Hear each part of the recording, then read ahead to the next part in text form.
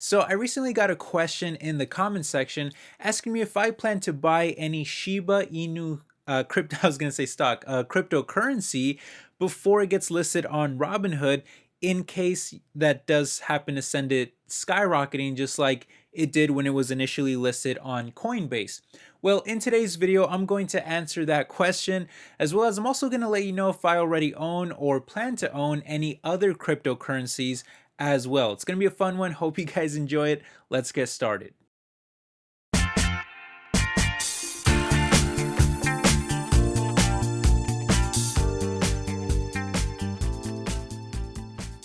What's up, everyone? My name is Ale. Welcome back to my world of stocks. All right, so let's go ahead and try to answer this question here. So, taking a closer look, Robinhood currently offers only 7 cryptocurrencies, which are Bitcoin, Bitcoin Cash, Bitcoin SV, Dogecoin, Ethereum, Ethereum Classic, and Litecoin, as well as price monitoring for a few more, but notably missing from both lists is, of course, Shiba Inu, ticker symbol SHIB, which is a coin that was first created about a year ago as essentially a joke to parody another joke or meme coin called Dogecoin, ticker symbol DOGE. Now, I'll just back up for a quick second to show you how all of this happens. So, Doge is a meme that featured a Shiba Inu dog, and it gained huge popularity in 2013, which led to Dogecoin being created that same year as essentially a joke to kind of mimic that meme.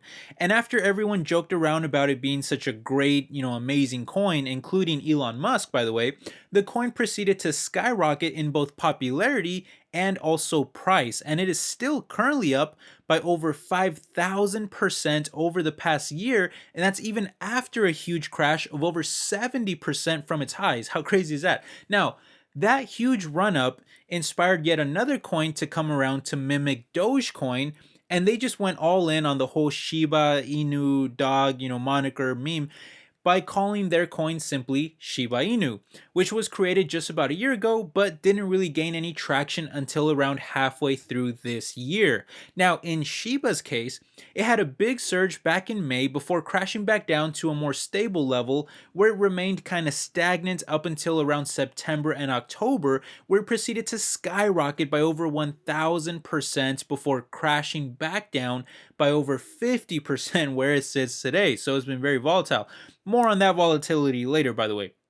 Now, mind you, Shiba Inu coin is not even worth a single penny yet. In fact, just $1 would probably buy you around 25,000 Shiba Inu coins at the time of this recording. And that's ultimately the reason why people are so excited about buying Shiba, because they hope that it will perform in a similar fashion as something like Dogecoin, which is currently worth about 20 cents. So if you imagine that buying 25,000 Shiba coins for only $1 and they managed to climb to 20 cents, that $1 would have turned into like $5,000. And by the way, Dogecoin was worth even more at one point, like around 70 cents. So in that scenario, your $1 of Shiba would be worth like $17,000. That's pretty insane. And if you think that's crazy, now imagine that you actually invested $100, so you multiply those gains by 100, and in this scenario, you would now be a millionaire. How crazy is that? $100 to become a millionaire. That's the power of some of these cryptocurrencies if everything goes perfect, which is of course not a guarantee. In fact, the chances of Shiba actually becoming as popular as Doge and soaring to that much higher number, I think are very slim. First of all, Doge was kind of the first to market with such a, I don't know, some people would call it like a ridiculous kind of meme coin. And it was the first to really do that in a big way and gain in a lot of popularity.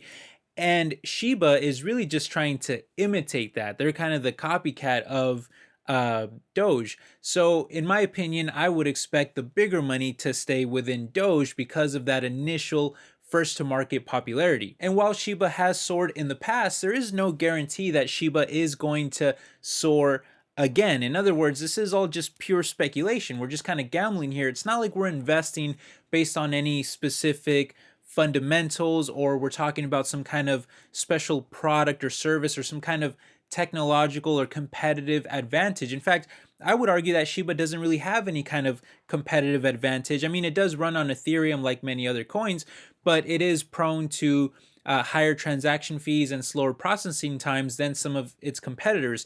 So I wouldn't say that buying Shiba coin is because of some kind of technological or competitive advantage. It is simply based on the idea that it will gain in popularity and enough people will buy it just for the simple reason of hoping that it goes up so that they can sell it again for a profit. And that's not, I don't want to make that sound too negative. That is still a good reason to buy it if people are actually committed and willing to buy into it with the idea that we'll all kind of get rich off of it.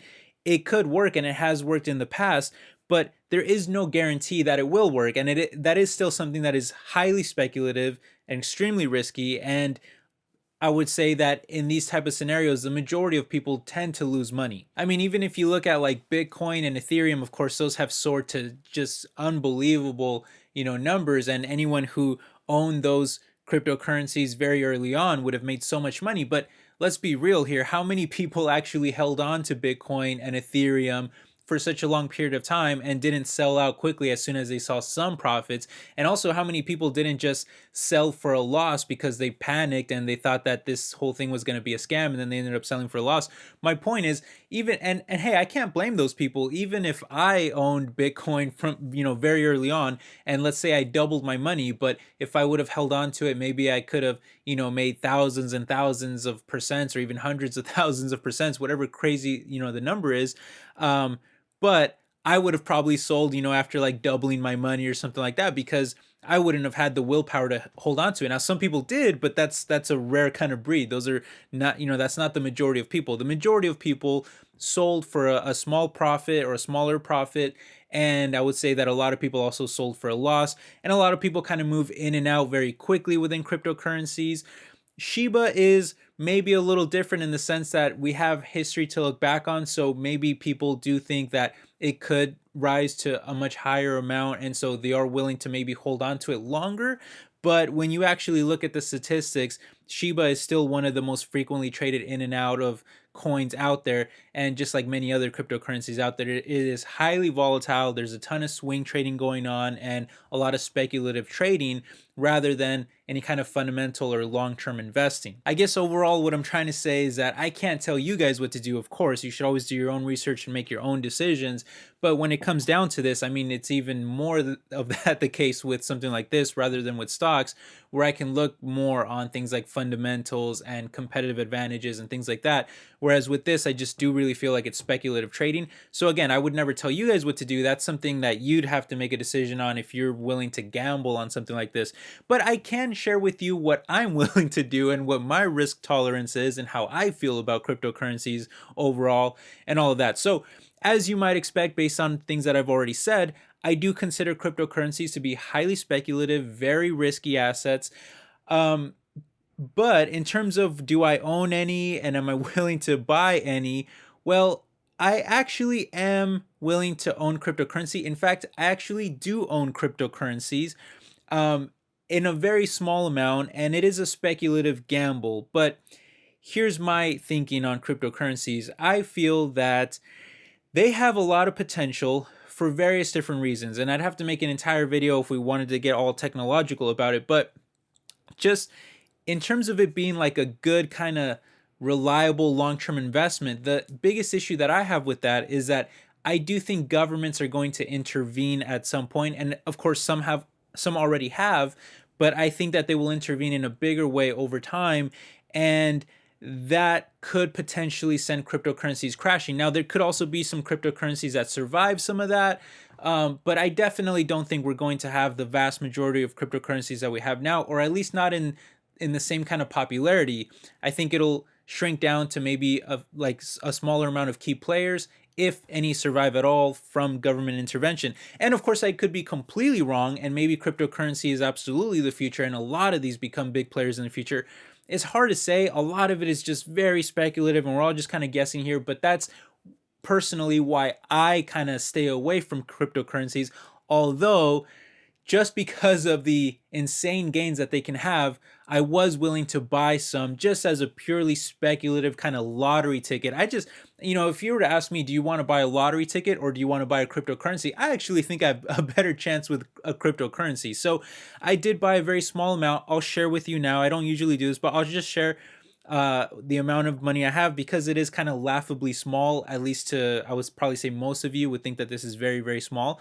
But I'm only willing to invest about $1,000 in cryptocurrencies. That's the amount of money that I feel I could lose, which I actually do think I will lose. I have that mindset going into cryptocurrencies. If I had a different mindset of thinking that I'm actually going to make a ton of money or maybe even get rich off of cryptocurrencies, I think I'd be setting myself up for disappointment. So I'd rather have the mindset of, okay, I'm probably going to lose this money, but if it does take off, well, then maybe I actually can make some money, but I'm not counting on that. I'm actually counting on losing that money. So what I've decided to do is I was gonna say invest, but to gamble about $1,000 in cryptocurrencies. I have not purchased that much yet.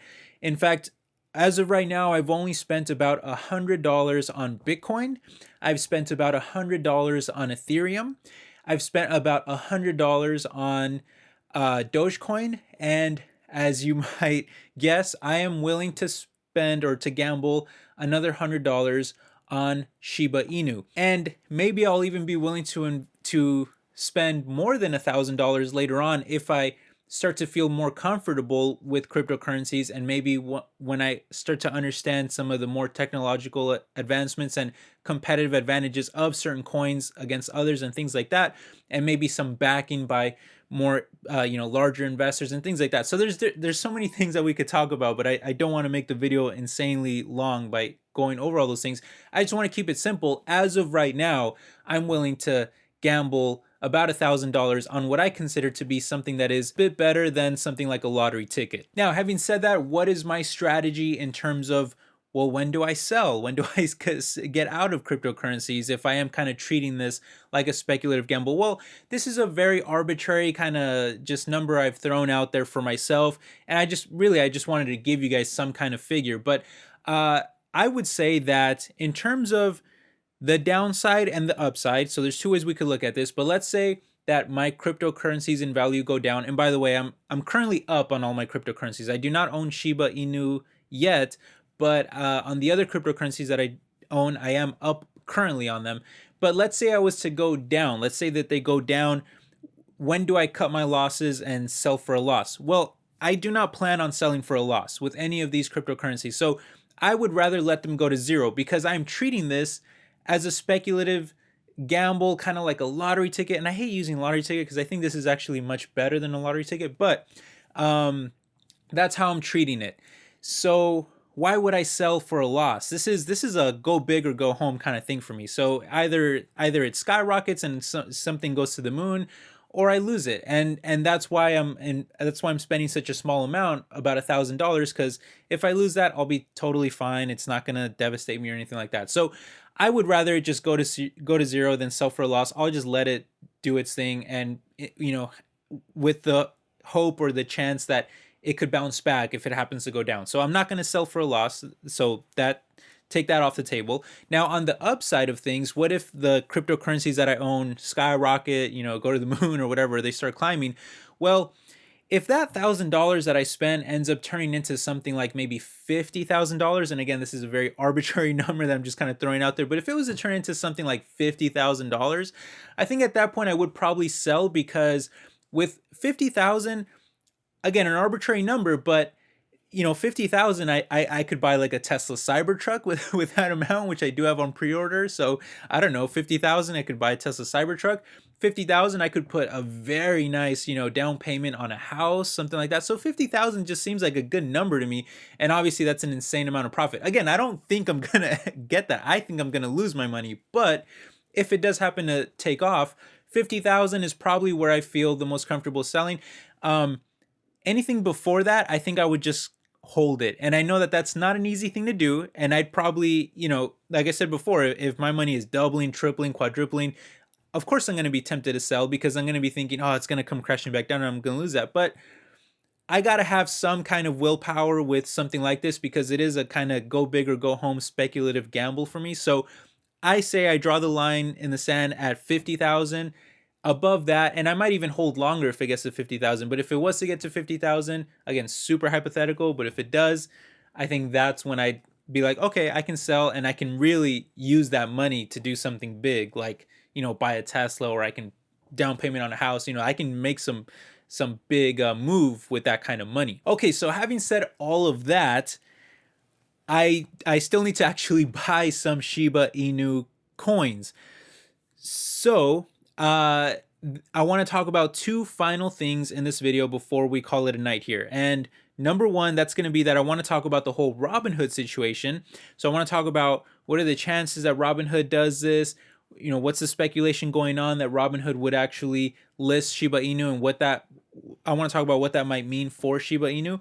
And then number two, I also just want to quickly touch on how to actually buy Shiba Inu, because obviously it's not on Robinhood. So what platform would I use to buy it? So those are the last two things, and then we'll call it a night right after that.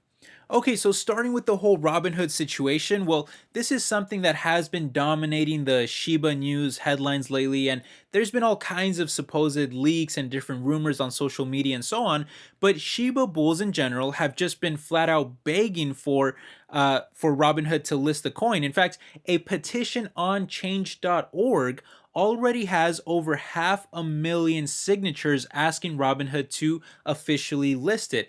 And the reason is pretty simple. In the second quarter, which was around the time that Dogecoin skyrocketed earlier this year, Robinhood claimed that over half of all their sales came from cryptocurrency trading alone. I'm sorry, half of all their, I believe it's transaction sales, came from cryptocurrency trading alone, and over half of that was just from Dogecoin alone. That's pretty crazy. So not from Bitcoin, not from Ethereum, but just Doge alone.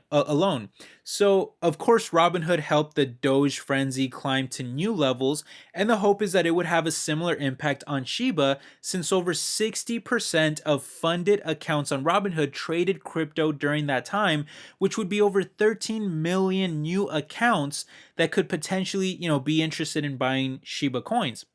Also, Robinhood is not even the biggest crypto platform out there. That honor goes to Coinbase, who commands a crypto trading user base of over 50 million people. And here's the crazy thing.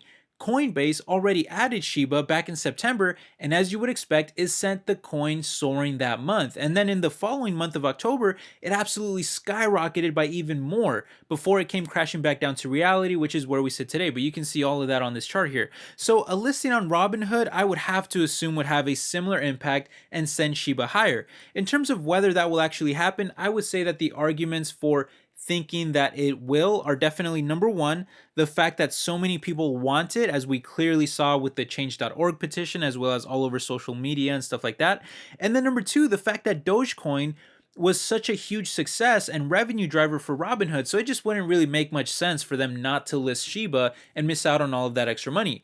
However, on the other side of things, the main reason why Robinhood may not bring Shiba over, or at least not very soon, definitely seems to be caution, both for the company and for the consumer. So recently, top execs at Robinhood have talked about the need to bring over more coins that customers are asking for, which is, great news for Shiba bulls. But they also express concern over the erratic volatility of newer coins and how that may present challenges with regulations as well as liquidity. On top of that, they're just simply worried about Robinhood investors in general buying new coins because of hype and then maybe getting burned if those coins happen to crash. And then they might feel like it's Robinhood's fault and they might blame the platform, which would hurt their brand, for supporting such speculative assets and, so on. In fact, Robinhood Crypto's chief operating officer recently stated that their strategy is a little different than the other crypto exchanges who are just racing to put up as many coins as quickly as possible, whereas Robinhood feels that the short-term gains of doing so are not worth the long-term trade-off of their users. In other words, they'd rather do what's best for the users to make sure that they stay on Robinhood and they don't see their brand take a hit. Of course, that might sound silly to many of us, seeing as how Robinhood completely screwed over users in the past with the whole GameStop debacle, where they literally refused to let GameStop owners buy any new stock and only allowed them to sell their positions, which sent the stock crashing and largely benefited Citadel, who is one of Robinhood's largest customers. But that's something I already made an entire video about, so I won't rant more about it here. Anyway, the point is that Robinhood claims to not be in a rush to list Shiba, but in my opinion, I think that the pressure will eventually be too great from users and the revenue payoff will be too tempting for them to ignore much longer, but time will tell. Either way, like I said before, I am actually willing to gamble about $100 on Shiba at the moment and treat it kind of like a speculative play here. And so for buying those new coins, there are two platforms that I feel the most comfortable using, and those are Coinbase and WeBull. Now, I'm not sponsored by either one of those, but as far as what the differences are, Coinbase is primarily focused on cryptocurrencies, while WeBull is more of a standard kind of broker that also offers stocks. So therefore, Coinbase offers more crypto-focused features like a greater variety of cryptocurrencies, a crypto wallet that allows you to move your coins off of their platform whenever you want, and they even provide insurance for your investment too. Webull, on the other hand, forces you to keep your cryptocurrencies on their platform and without any insurance. However, the benefit of Webull is that their fees are generally cheaper at just around, I think it's like 1% per transaction for the spread, whereas Coinbase varies depending on what you're doing. So, for example, a $100 purchase on Coinbase will cost you an extra $3, while the same transaction on Webull will only charge you a $1 fee. So, you'd have to see what matters more to you, but for me, I'm just taking the cheaper fee on Webull for now, and if Robinhood ever lists Shiba, then I'll probably sell my Webull position and just buy a new one on Robinhood just to have everything in one place. But yeah, those are my thoughts overall and what I'm doing myself. Again, I'm just not a big crypto guy. I'm sorry if you're a really big crypto bull. I just never have been. It's something that is too volatile, too risky, too speculative for me personally. I like sticking with stocks. It's what I really understand the most, and it's what I've always felt like I can invest with greater accuracy and predictability. So that's usually what I stick with. It's my favorite investment, asset class. But as a speculative gamble, I think cryptos are better than lottery tickets for sure. And hey, I think cryptos have a ton of potential. But we'll just have to kind of wait and see. It's something that is kind of speculative at this point. And you know what? I might become more bullish on cryptocurrencies over time as I learn more and as I evolve as a crypto maybe trader or investor, whatever you want to call me. So as my opinion changes or evolves, I will make update videos for you guys. So make sure that you're subscribed for all of that. But I hope that you enjoyed this video and leave your thoughts and comments down below because I love reading your guys' thoughts and comments. I think you guys are some of the smartest people out there. Some of my viewers are incredibly smart and brilliant, and I'd love to hear your thoughts on all of this because I do actually take it into account, and it does influence me. I will say it does influence me. So I like reading your comments, and sometimes I respond to them and things like that in videos and so on. So anyway, thank you for watching. I will catch you in the next one. Take care. Bye-bye.